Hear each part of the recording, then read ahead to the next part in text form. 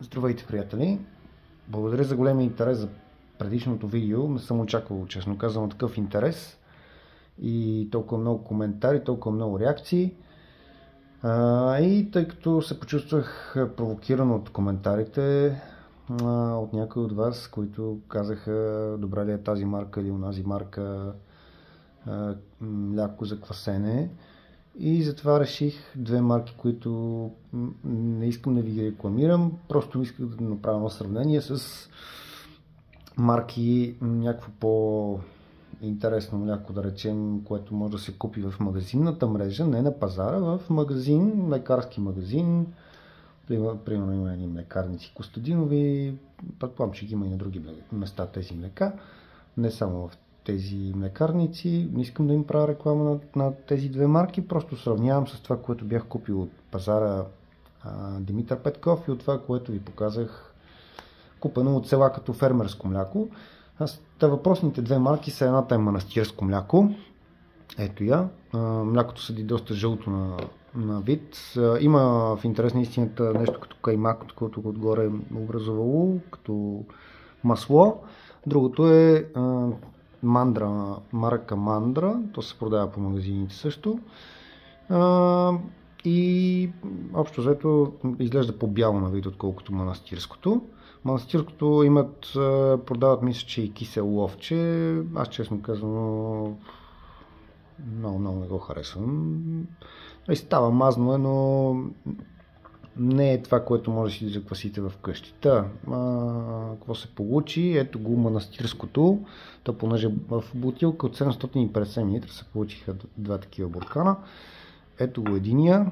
Пусна малко повече цвик, аз го квасих онзи ден. Вчера имаше малко по-малко цвик. А този нарочно, понеже някои ми казаха, че не знам каква температура да ползвам, този нарочно го прегрях малко повече.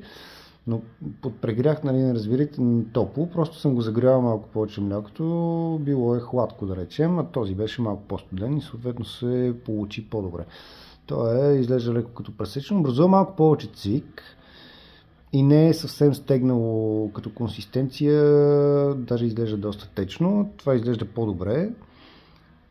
Сега изглежда изкупува малко повече цвик, но както виждате и на двете, нито на едно от двете няма цвик на 1/3 от буркана, както се получи на госпожата от пазара, която продава фермерско овче мляко, което на трите буркана от 2 литра направи половето до тук цвик на 1/3 в буркан, всеки един от трите буркана. Това е манастирското мляко, ето го отсам, видяхте каква консистенция вади. А това е млякото на Мандра. Ето сега ще ви покажа. Ето го. То доста по-гъсто стои. Пуска доста по-малко вода. Не знам дали има сухо мляко в него или някакви гъстители. Ето го. Доста по-гъсто и не пуска никаква вода, както виждате.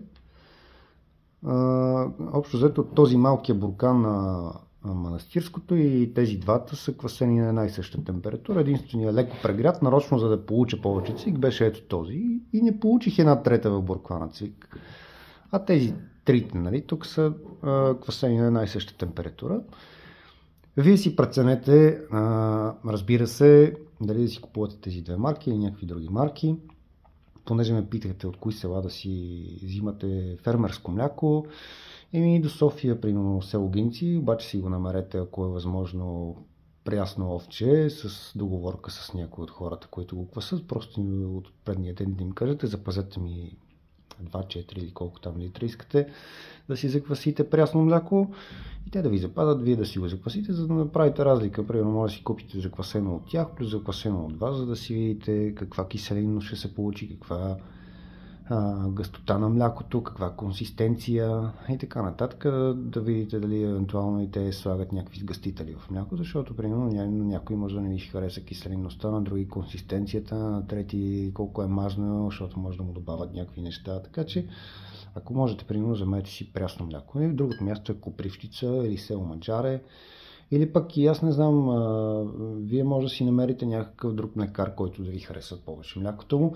Примерно над Бонсови поляни има една кравеферма, само че аз лично въобще не ви я препоръчвам, защото там млякото е според мен с доста добавена вода, точно както млякото на пазара Димитър Петков. Между другото, много се забавлявах на коментари как могли да ме съдят за уронване на престижа. Тези на Димитър Петков. Ако да продаваш мляко с 1/3 вода в неговото съдържание и да казваш това, че е престижно, добре, окей, нека да ме съдят за уронване на престижа. Аз ще им доведа бабаха да им провери млякото, да види как продават вода с мляко за 8 лева бутилката. Така, уважаеми приятели, пишете вашите коментари, препоръки, въпроси в коментарите и надявам се това видео да ви е било полезно. Радвам се, че в България има толкова много хора, които си късат мляко и които се интересуват от това. Така, както виждате, двете марки мляко, това са резултатите от тях. Нито едно от двете марки Копешко мляко, които, казвам пак, не рекламирам, просто ви ги показвам, не образуват цвик на 1/3 от буркана, както въпросното фермерско овче мляко на госпожата от Родопите, която го продава доста скъпичко. Така че правете си сметката какво си купувате, какво си квасите. Както виждате, копешкото мляко не пуска толкова цвик, дори когато беше прегрято, няма цвик на цяла 1/3 от буркана. Така че правете си сметката какво купувате, бъдете здрави, квасете си мляко, то е полезно и до нови срещи. Чао!